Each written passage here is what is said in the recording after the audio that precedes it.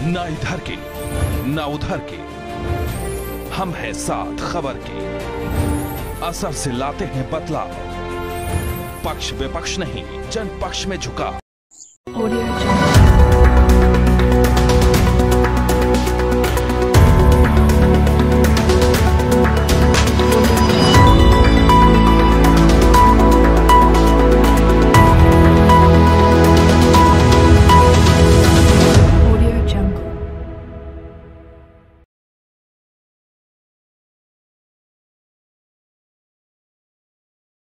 देख रहे हैं विश्वनायक इंडिया न्यूज, जहां पर हम लखनऊ यूको गार्डन पर हैं और मुख्यमंत्री जी जहां पर बात करते हैं यूपी के मुखिया कि सबका साथ सबका विकास।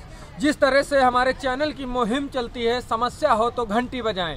यदि आपको भी समस्या है तो हमारा मोबाइल नंबर नीचे स्क्रीन पर दिया जा रहा है और आप भी घंटी बजा सकते हैं।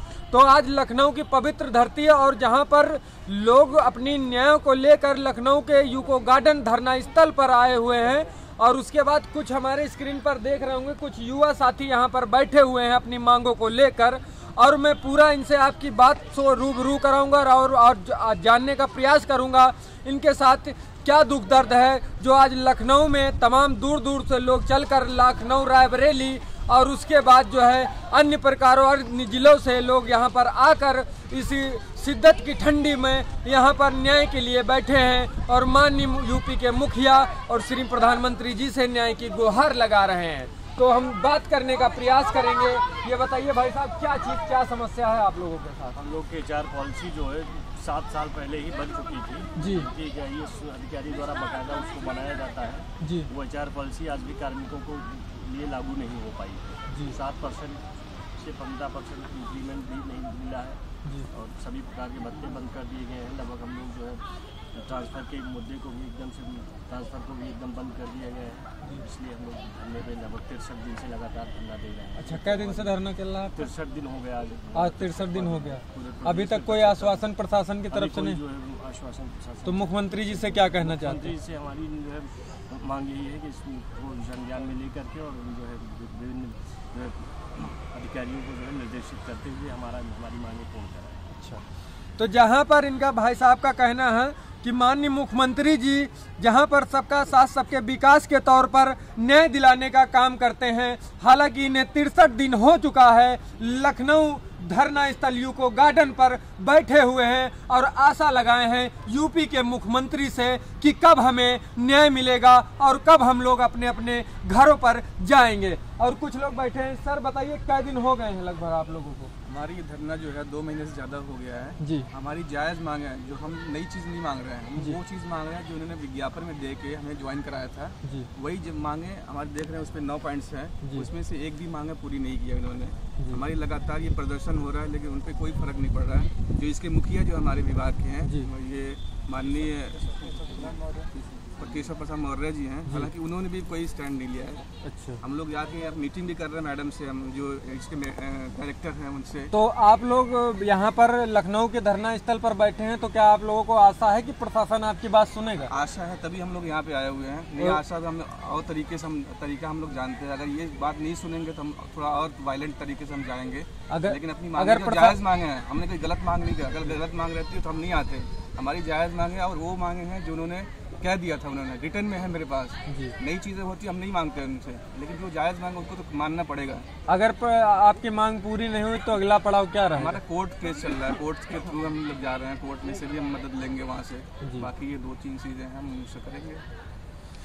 हालांकि हमें देखना है कि इन लोगों को न्याय कब मिलेगा। जहाँ पर सबके साथ सबके विकास के तौर पर यूपी के मुखिया और देश के मुखिया बात करते हैं, वहीं पर 63 दिन से यहाँ पर युवा साथी बैठे हुए हैं अपनी मांगों को लेकर और उसके बाद कहना चाहते हैं कि हम लोगों को जल्द से जल्द निदान हो और उसके बाद जो है हम लोग इतनी शिद्दत की ठंडी पर हम लोग यहाँ पर पड़े हुए हैं और प्रशासन जो दांतों के नीचे उंगलियां दबाकर बैठा है, अभी तक कोई आश्वासन लिखित में नहीं दिया गया है। ये बताइए भाई साहब, क्या समस्या है? यदि अगर आप लोगों की समस्या जल्द से जल्द प्रशासन नहीं सुनेगा तो अगला पड़ाव क्या रहेगा आप लोगों का? अगला पड़ाव हमारा लोगों का ये रहेगा कि हम लोग भूख हड़ताल पे जाएंगे और भूख हड़ताल पे जाएंगे और जब तक हमारी लोगों की मांगे नहीं पूरी होंगी तब तक हम लोग धरना स्थल पर निरंतर रहेंगे।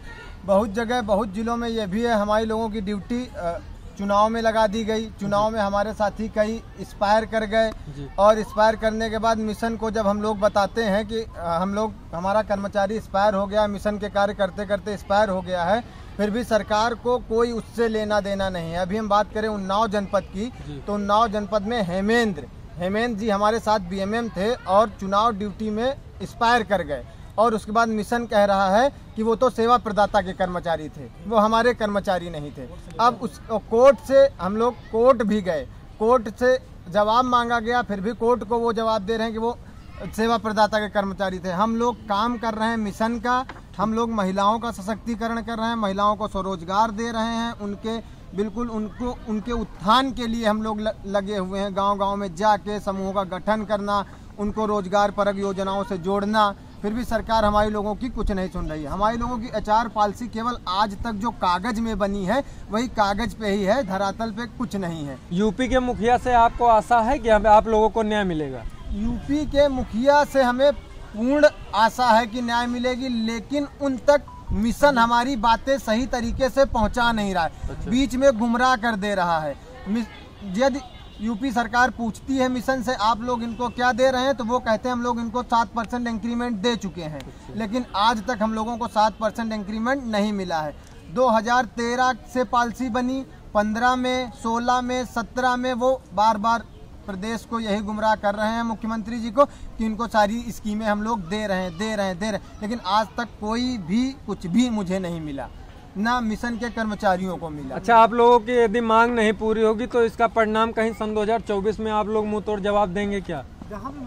अब जो भी होगा हम लोग पूरा प्रयास करेंगे। जहाँ पर मंत्री किसी की मीटिंग होती है तो हम लोगों को प्रेषित किया जाता है कि आप जाइए वहाँ पर इतनी महिलाओं को वहाँ पर उपस्थित करवाइए। अब जब हम लोग कार्य बहिष्कार पर तो जिसकी मीटिंग होगी तो ये तो पक्का है कि असर पड़ना ही पड़ना है, ये तो निश्चित है। लेकिन सरकार को हम प्रदेश के मुखिया से कहना चाहेंगे कि हमारी जो जायज मांगे हैं, जो आपने हमको दिया, जिसके तहत आपने हमें करवाया है, भर्ती करवाया है, वही मान कंप्यूटर ऑपरेटर 15,000 तनख्वाह पाता है, उसकी तनख्वाह 8,952 रुपये कर दी गई। उसके बाद श्रम विभाग से 12,000 कर दी गई, उसको इधर उधर भगा। 8,000 में कौन है? इससे अच्छा तो मजदूर होता है रोड का, वो काम करता है। सरकार इस पर विशेष ध्यान दे। हम सरकार से यही गुजारिश करेंगे कि सरकार चलिए। तो जहाँ पर युवाओं का कहना है कि सरकार हम लोगों की बात जल्द से जल्द सुने, और उसके बाद जहाँ पर 63 दिन से हम लोग इस ठंड की शिद्दत में बैठे हुए हैं और अभी प्रशासन जो है आँखों में और कानों में अंगुलियां डालकर बैठा हुआ है। हालांकि हमें देखना है कि इन लोगों को कब न्याय मिलता है। आप देखते रहिए विश्वनायक इंडिया न्यूज। मैं मलिक मोहम्मद आपसे इजाज़त चाहूँगा, फिर एक नए वीडियो के साथ मिलता हूँ। जय हिंद, जय भारत।